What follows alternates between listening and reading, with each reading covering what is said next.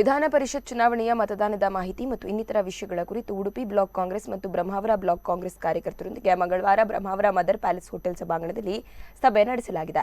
ಈ ಸಂದರ್ಭ ಪಕ್ಷದ ಅಭ್ಯರ್ಥಿ ಮಂಜುನಾಥ್ ಭಂಡಾರಿ ಮಾತನಾಡಿ, ವಿಧಾನ ಪರಿಷತ್ ಚುನಾವಣೆಯ ಸ್ಪರ್ಧೆ ಎಂದರೆ ಅದು ಪಕ್ಷವನ್ನ ಮತ್ತಷ್ಟು ಗಟ್ಟಿಗೊಳಿಸುವ ಕಾರ್ಯ.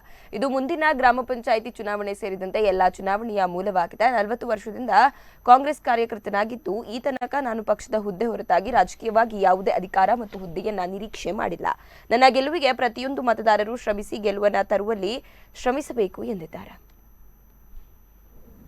ಕಾರ್ಯಕ್ರಮಕ್ಕೆ ಬಂದು ಒಂದು 20 ನಿಮಿಷ ಕೂತು ಹೋಗಿದ್ದಾರೆ. ಅವರ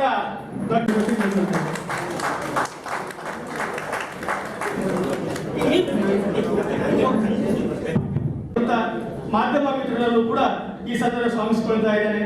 ಹಾಗೆ ನಮ್ಮ ನಾಯಕರಾಗಿರ್ತಕ್ಕಂಥ ಪಕ್ಷ ಸುಮಾರು 123 ವರ್ಷಗಳ ಇತಿಹಾಸ ಇರುವಂತಹ ಒಂದು ಪಕ್ಷ. ಅದಕ್ಕೆ ನಾವೆಲ್ಲರೂ ದುಡಿದು ಇರುವಂತ ಪಕ್ಷದ ಬಗ್ಗೆ ನನಗೆ ಗ್ರೇಸ್ ಮಾರ್ಕ್ ಅಲ್ಲಿ ಬೇಡ, ನನಗೆ ಪೂರಾ ಮಾರ್ಕ್ಸ್ ಅನ್ನು ಕೊಟ್ಟು ನಾನು ಪಾಸ್ ಆಗಬೇಕು. ಅದಕ್ಕೆ ನಾವೆಲ್ಲರೂ ಇಂಡಿಪೆಂಡೆಂಟ್ ಮೆಂಬರ್ಸ್ ಗಳಿದ್ದಾರೆ, ಅವರನ್ನ ಯಾವ ರೀತಿ ಮನವೊಲಿಸುವಂಥದ್ದು. ಅದೇ ಇವತ್ತು ಭಾರತೀಯ ಜನತಾ ಪಕ್ಷದಲ್ಲಿ ನಮ್ಮ ಪಕ್ಷದಿಂದ ಹೋದ ಎಷ್ಟೋ ಜನರು ಇವತ್ತಲ್ಲಿ ಸದಸ್ಯರಾಗಿದ್ದಾರೆ.